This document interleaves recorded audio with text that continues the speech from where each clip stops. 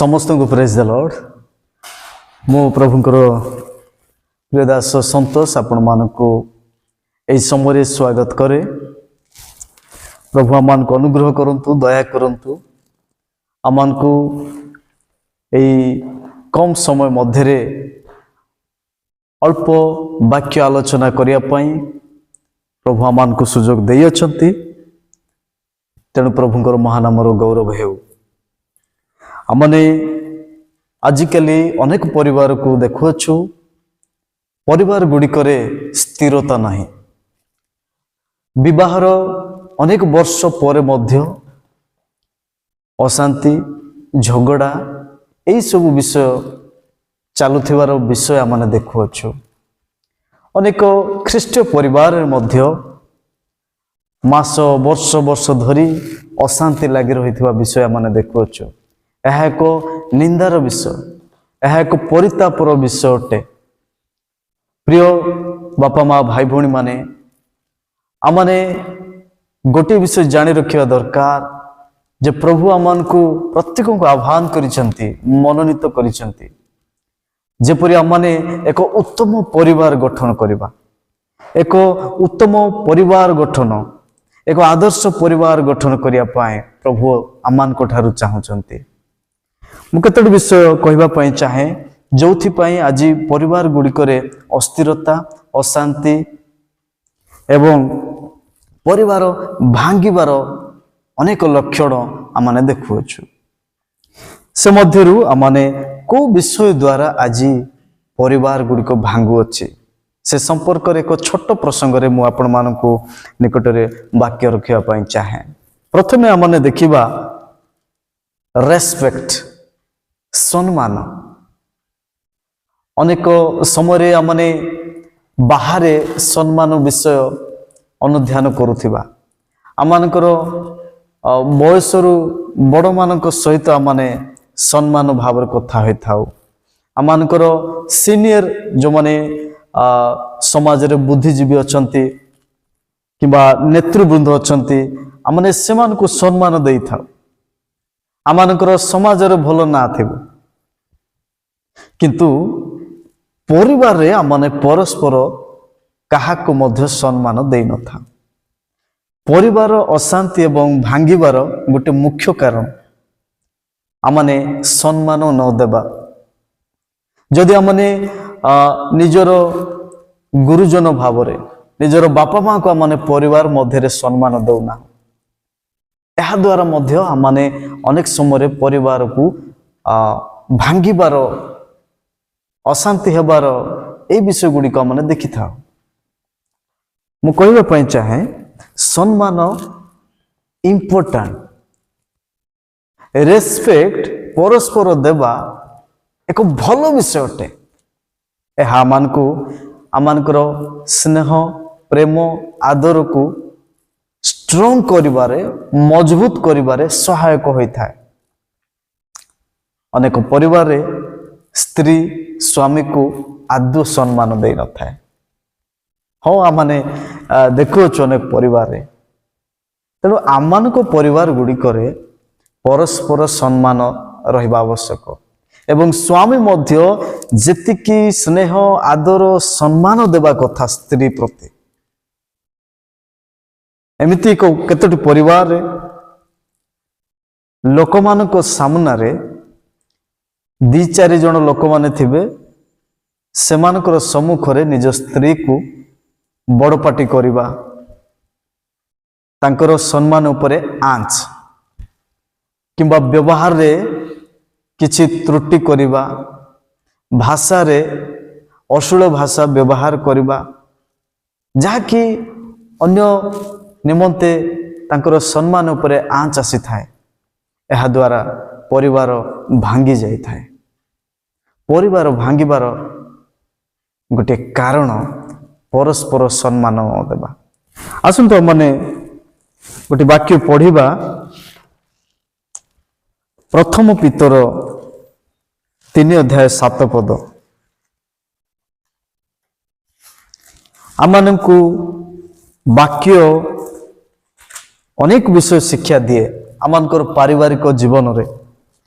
ପ୍ରଥମ ପିତର 3:7 ଲେଖାଯାଏ, ସେହି ପ୍ରକାରେ ହେ ସ୍ୱାମୀମାନେ ତୁମ୍ଭମାନଙ୍କ ପ୍ରାର୍ଥନାରେ ଯେପରି ବାଧା ନ ଜନ୍ମେ ଏଥି ନିମନ୍ତେ ସ୍ତ୍ରୀମାନଙ୍କୁ ଅପେକ୍ଷାକୃତ ଦୁର୍ବଳା ପାତ୍ରୀ ଓ ଆପଣାମାନଙ୍କ ସହିତ ଜୀବନ ରୂପ ଅନୁଗ୍ରହ ଦାନର ସହାଧିକାରିଣୀ ଜାଣି ସେମାନଙ୍କୁ ସମାଦର କର, ପୁଣି ଜ୍ଞାନରେ ସେମାନଙ୍କର ସହିତ ବାସ କର।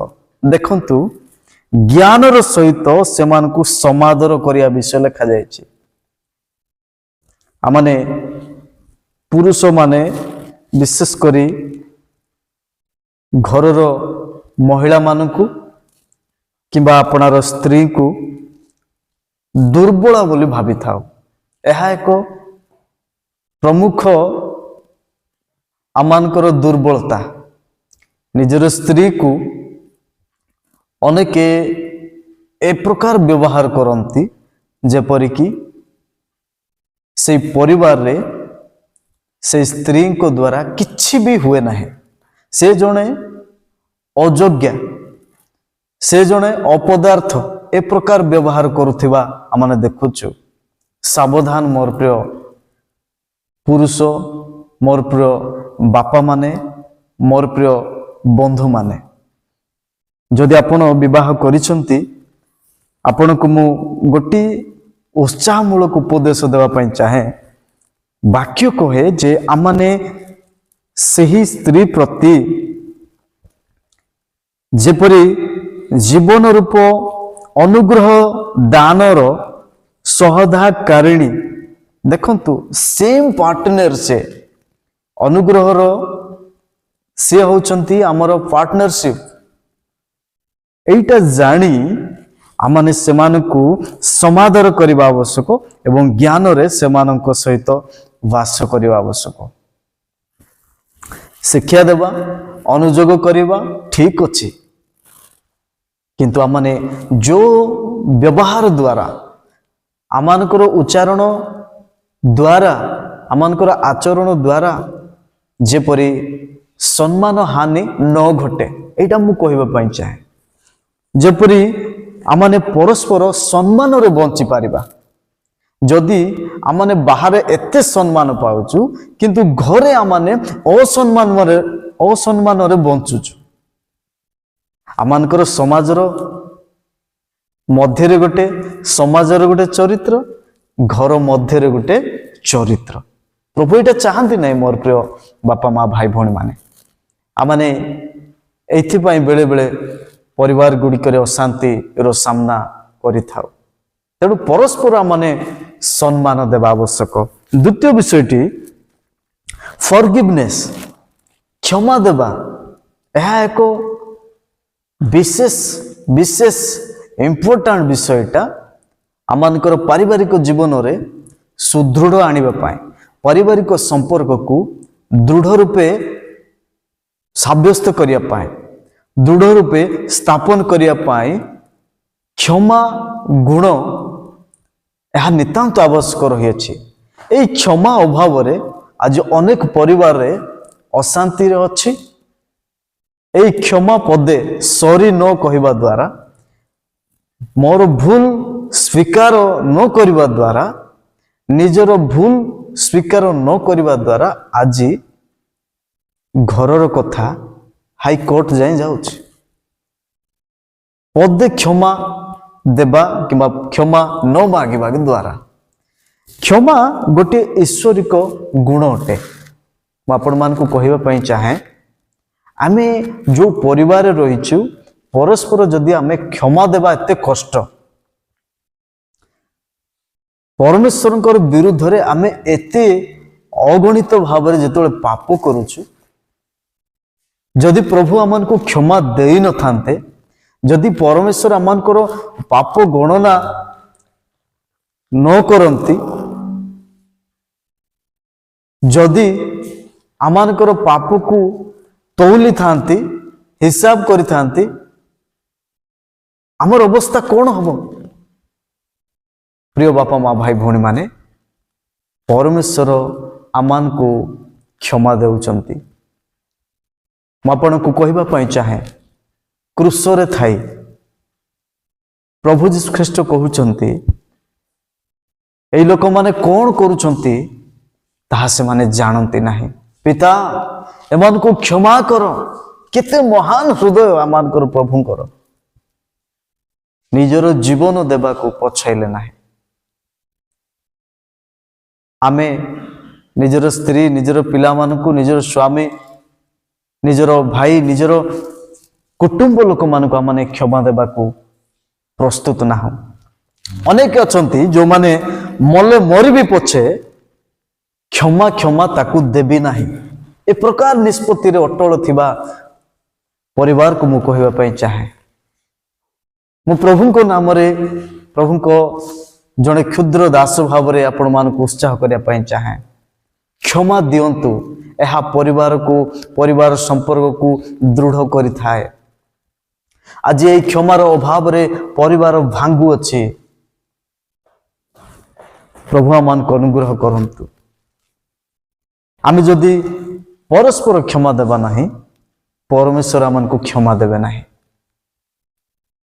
ତେଣୁ ମନେ ରଖନ୍ତୁ, ଆମେ ନିଜର ପରିବାରରେ, ନିଜର ପାରିପାର୍ଶ୍ୱିକ ବନ୍ଧୁମାନଙ୍କ ସହିତ, ପଡ଼ୋଶୀ ସହିତ ଯେକୌଣସି ତ୍ରୁଟି, ଯେକୌଣସି ସମସ୍ୟା ହେଲା, କିନ୍ତୁ ଆମମାନେ କ୍ଷମା ଦେବା ପାଇଁ ଶିଖିବା ଦରକାର।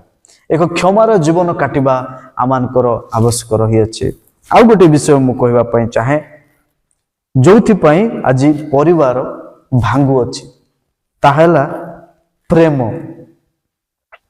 ପୃଥିବୀର ସବୁଠାରୁ ଭଲ ଶବ୍ଦ, ଏକ ଶ୍ରେଷ୍ଠ ବିଷୟ ପ୍ରେମ।